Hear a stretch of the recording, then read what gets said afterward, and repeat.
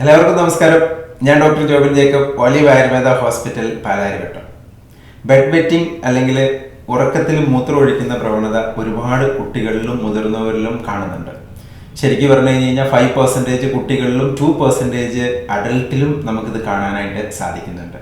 നമ്മൾ ഡോക്ടറെ സമീപിക്കുകയാണെങ്കിൽ ഡോക്ടർ പറയും 5 വയസ്സ് വരെ സാധാരണമാണ്, അത് കുഴപ്പമില്ല, അതൊരു രോഗമല്ല എന്നൊക്കെ പറഞ്ഞ് വിടും.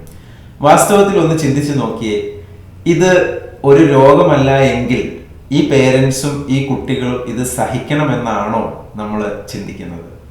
ഒരുപാട് മാനസികമായിട്ട് പിരിമുറുക്കും മാനസികമായിട്ട് ബുദ്ധിമുട്ടും ഉണ്ടാക്കുന്ന ഒരു കാര്യമാണ് രാത്രിയിൽ കിടന്ന് മൂത്രമൊഴിക്കുക എന്നുള്ളത്. ഇതെന്തുകൊണ്ടാണ് ഇങ്ങനെ സംഭവിക്കുന്നത്? ഇതിനെന്താണ് ശാശ്വതമായിട്ടുള്ള പരിഹാരം? നാച്ചുറലായിട്ട് നമുക്ക് ഇതിനെങ്ങനെ മാനേജ് ചെയ്യാനായിട്ട് സാധിക്കും? ഇതിനെപ്പറ്റി എല്ലാം വിശദമായിട്ട് അറിയാനായിട്ട് ഒലിവ് ആയുർവേദ ഹോസ്പിറ്റൽ എന്ന യൂട്യൂബ് ചാനൽ സന്ദർശിക്കും.